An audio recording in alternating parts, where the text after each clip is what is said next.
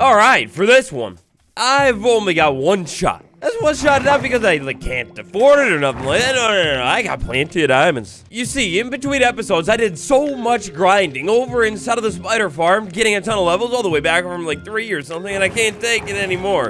I'm looking for one enchantment and one enchantment only. Baby, give me Silk Touch. You can't make this stuff up. Lads, laddies, and everybody, welcome back to the Minecraft Guide. In today's episode, we continue the farming extravaganza, turning it into a three-peat. We're going to talk about dripstone farms, why you would want to build one, and build maybe the most beautiful one ever. Tap like, relax, and enjoy.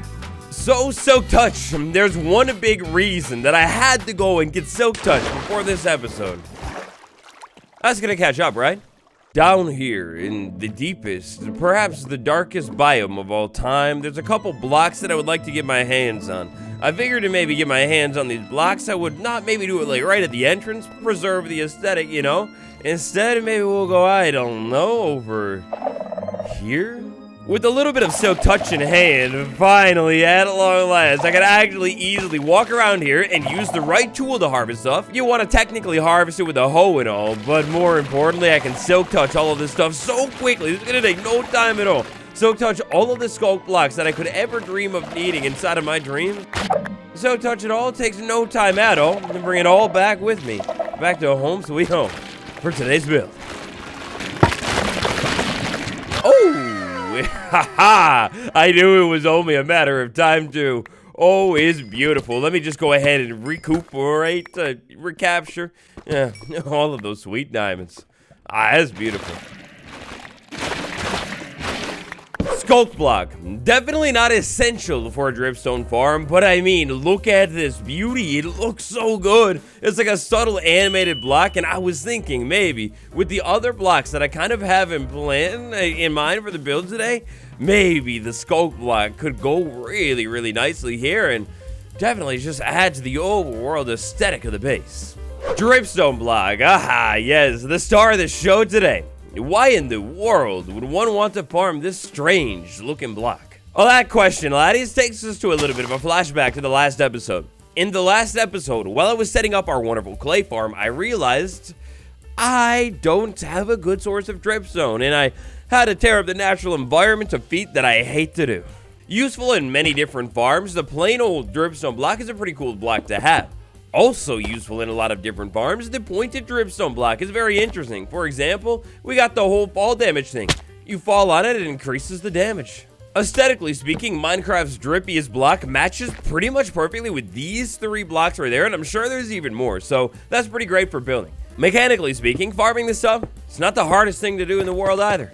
And I mean, hey, kind of just like the bamboo farm, sort of similar to the lava farm, just like those farms and a couple more we've built, so this is yet another one that could be fully automated to the maximum, really simply, and gives us literally free blocks by, well, literally free blocks by just living.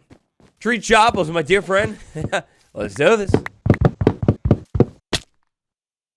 Today's question of the day. What is your single favorite automatic farm that gets you blocks? So like a wool farm, a dripstone farm? Yeah, what is your favorite one to build of all time? Oh, buddy, materials. Today's build is really going to send us all over the entire base, isn't it? For the dripstone farm, how I'm going to build it, I'm going to need hoppers. And just when I think I've gotten all of the hoppers I need for the build, I actually need like 10 times more. Nether quartz, I need to go on an expedition soon, I know, oh yeah. Ooh, for this one, it's gonna be a close call. It's gonna be close. And well, I was just over at the witch farm. Well, I did not think to bring any redstone home with me. Yeah, redstone. They're coming home with me. Anyways, we're gonna need pointed dripstone for today's build. Pistons, we're gonna need to have some of those. Extra redstone dust, we're gonna need a lot of that. Dripstone block, to farm the block, we need the block. We're gonna need some building blocks, so I was thinking maybe a combination of like deep slate, sculk, and then maybe a little bit of smooth stone as well. That could look pretty clean. The mud, we're gonna need to make a little bit of this stuff. And then an extra starting chest. That's pretty much just about it. We'll find the other stuff while we build the build.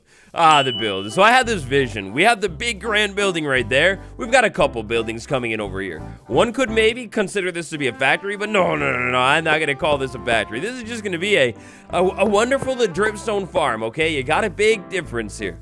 What I figured I could do is build this thing kind of like a big tall tower and maybe put it right next to that big tower right there. I think that'll look cool. All I need to do is figure out my positioning here. Like, how much space do I want to actually leave in between what I'm going to build here and this build? Like, do I want to maybe have a road cutting here? Maybe more of a path, leave it nice and small, and call this golden? I'm not too sure, but there's only one way to find out, and that is leave it just like this for now. So for this farm, what I want to do is build it up instead of long ways. The beautiful thing about a dripstone farm is you can configure it however large or however small you'd like to do it. What I think I want to do here, maybe because of how I'm thinking about doing the redstone, is 7 blocks long. I feel like that's pretty cool. We're going to start with our pickup chest down here on the ground right there. That's where all the dripstone will be put. Then we're going to put a bunch of hoppers going into it.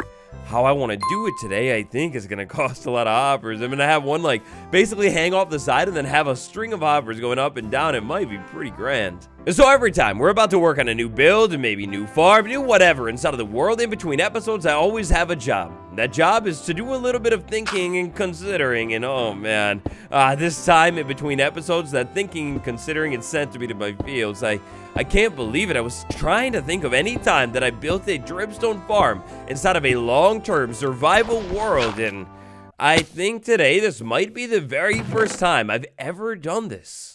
I mean, correct me if I'm wrong, but I don't think I am. We go where no man has ever gone before.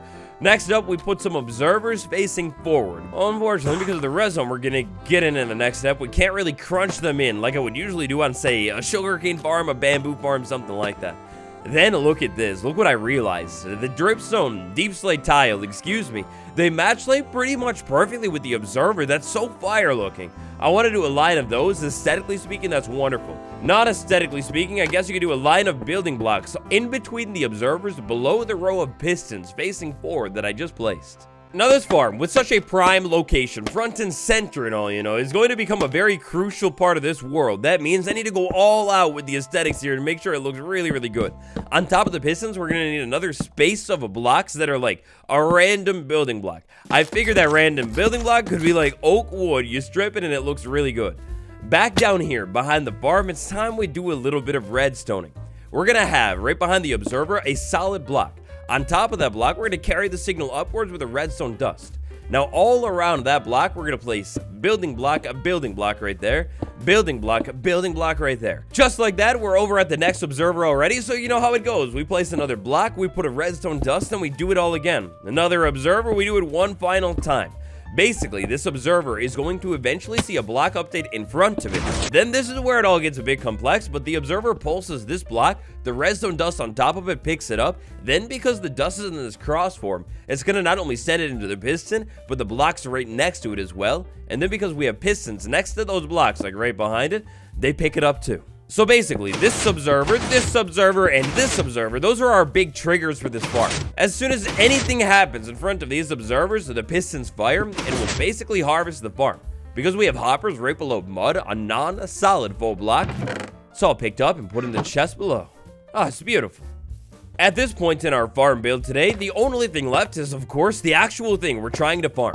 Inside of Minecraft, you could actually grow more pointed dripstone, but you can only grow it if the conditions are exactly correct. Conditions being correct here, well, that's going to involve a small handful of things. First things first, up on the ceiling up here above the farm, we need to place dripstone blocks. If you sub out any other block, unfortunately, for whatever reason, dripstone will not grow.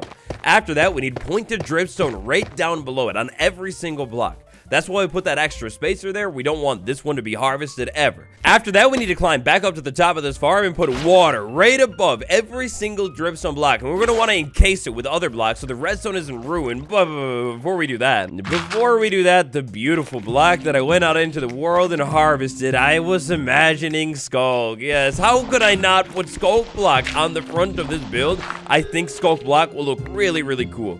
We're going to end up encasing this whole thing in like glass or something to hold all of the drops in, but the sculk, we'll be able to see that stuff. And with that subtle animation, with that subtle animation, I love me a good animated block. I think that's why lanterns look so gorgeous. It's a subtle animation. Well, same thing with the sculk. Also, it'll kind of match everything we're got going on over here. Like, it doesn't stand out too much. Oh, that'll be beautiful.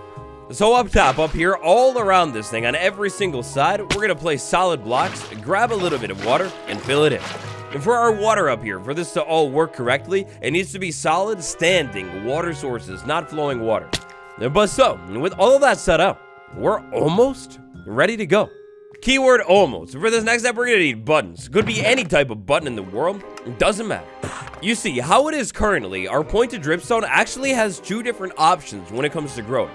Pointed dripstone can either grow downwards like that, or with this configuration set up, it could theoretically grow upwards from the ground like that.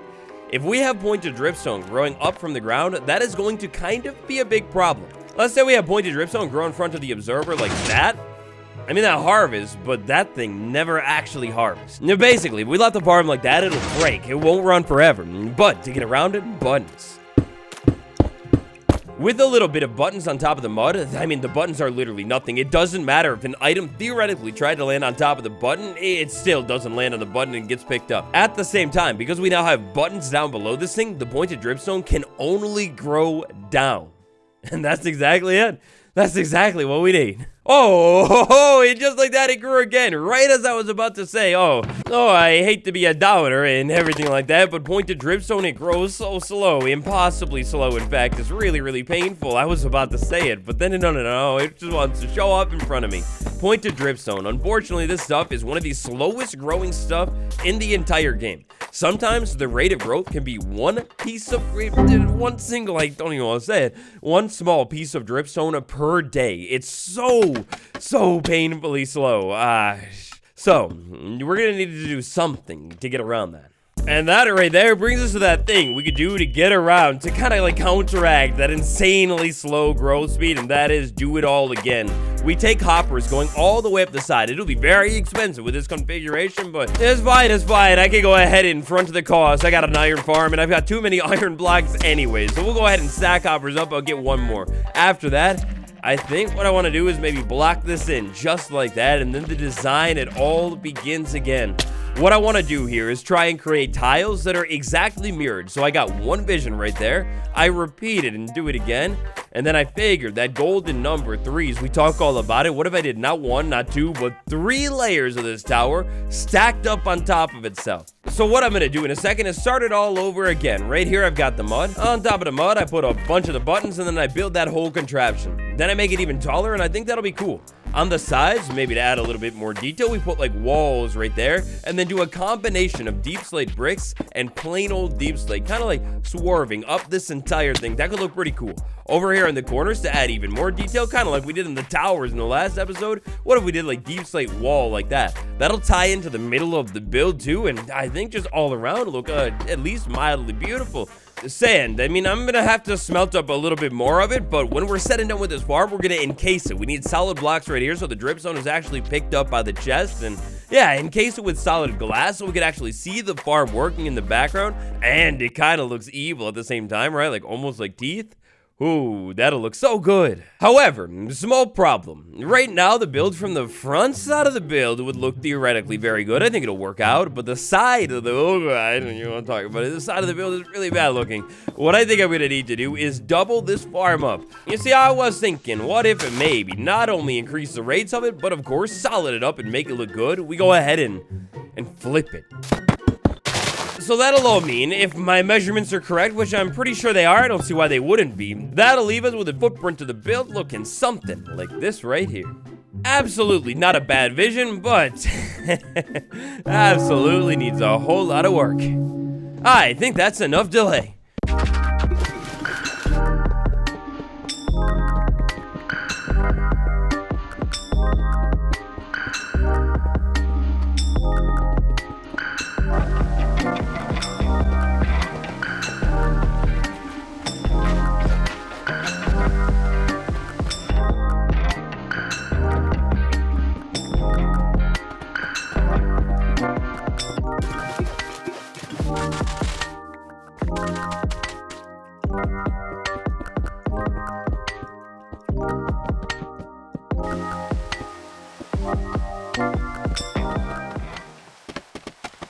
You know, while working on the build here today, I feel like I've gotten a deeper understanding, love, knowledge, and passion for patterns, repetition, redstone, dripstone, all of the things. The build is turning out so nicely, and I'm almost done with the final section of today's build. All the way up here at the top of this thing, everything feels so small, like, except that building, that feels big, but all of that stuff, it feels so tiny, like I'm the tallest guy in the land. This build is actually almost going to...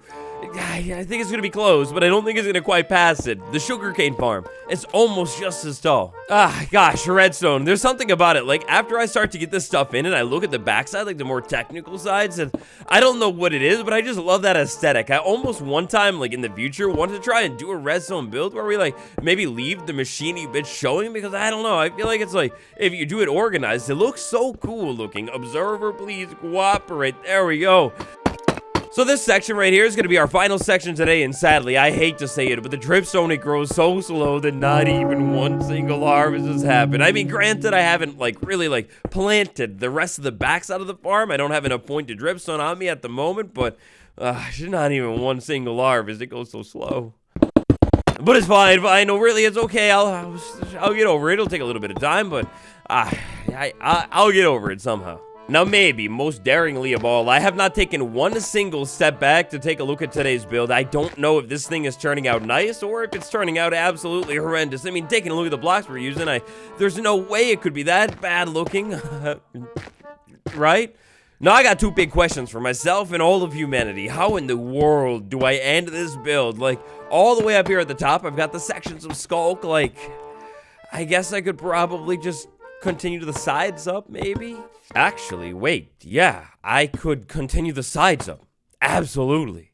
Yeah, I got it. You can't see it from here, but definitely we could continue the sides up. That's perfect. Oh, and in the meantime, look at this beautiful beauty that grew right there. That's literally the perfect tree. I gotta add on to the bottom to get the height just right, but oh, haha, it's so good looking in the build. Oh, it's good looking too. I see we've got a little bit of growth going on. Let's shoot my shot, yeah, okay, I figured.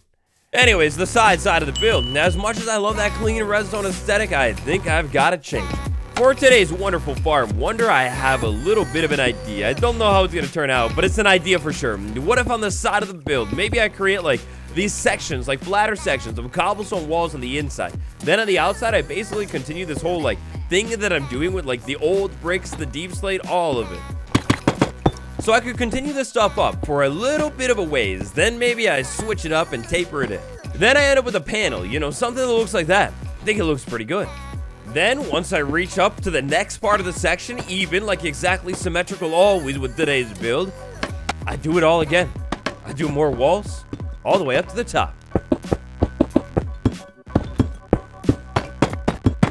Wait a second, what in the world are you doing from over here? Admiring my build, perhaps? Yes, it's beautiful, but who invited you indoors? You despicable fool.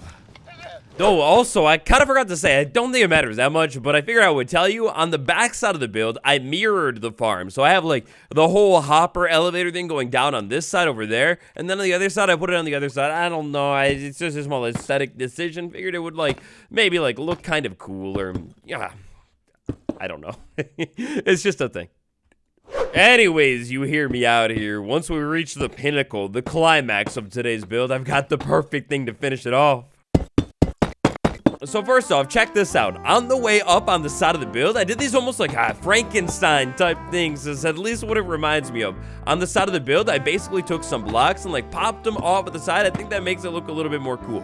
We'll go ahead and have the build continue all the way up to the layer that I'm walking on right here. Over on the back side of the build, let's finish it up with a couple more walls. But the corners, let's go ahead and take that out and put a wall on that corner, and then on this corner, we do the same thing. We put a wall right there.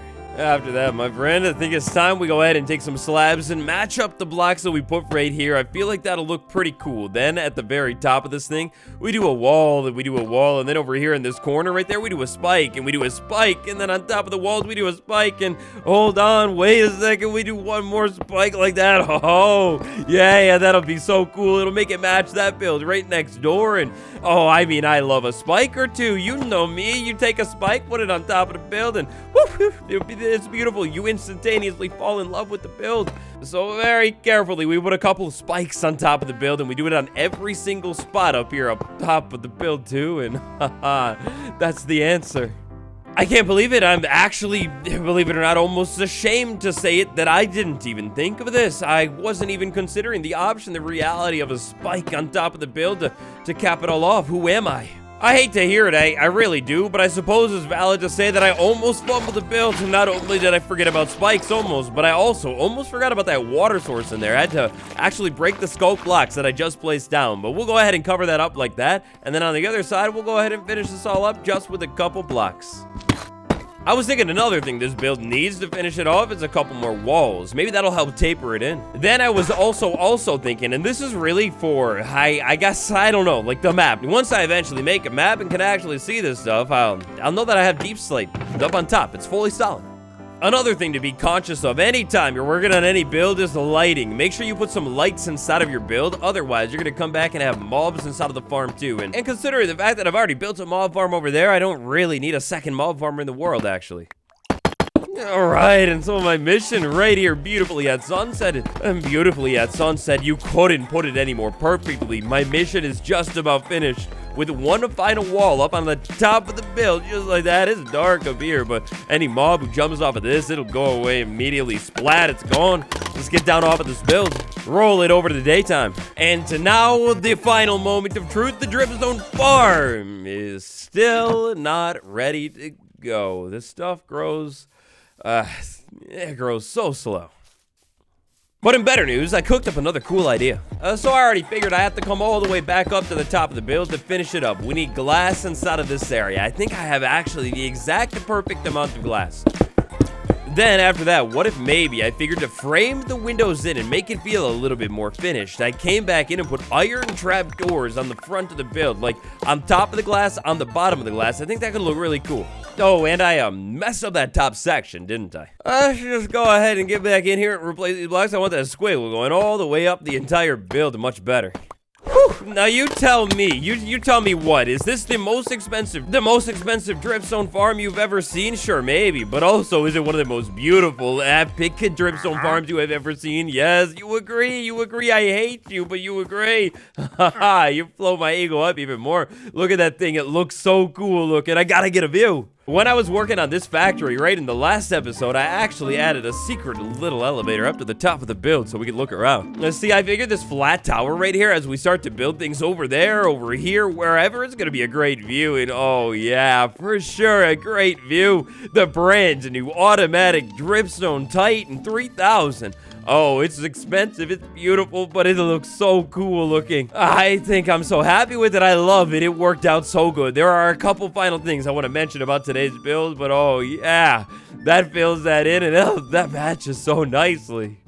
Alright, so thing number one, my golden rule about a build is never finish until you do the area around it. And the area around it, I did it. And look at it, it's beautiful, the small little pond. It's I'll come back in and, fill it in like I've been saying, once we get more in over here.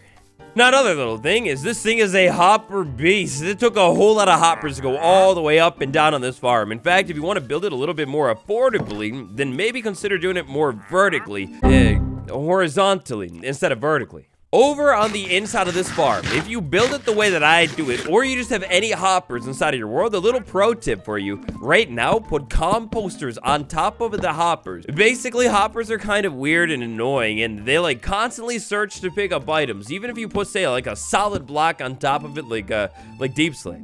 Basically, in order to optimize your hoppers, you place composters on top of it, and for whatever reason, I don't even fully understand it, but for whatever reason, it will stop the hoppers from creating too much lag. The other hoppers that already have blocks above them, it's no big deal, we're all good. I also put a block above the hoppers at the top on either side, so we're golden there. On the inside of the build, I'm not really going to do too much. I am going to leave this access door over here just so I can get in if I wanted to, and I'm going to make sure I light it up on the ground too.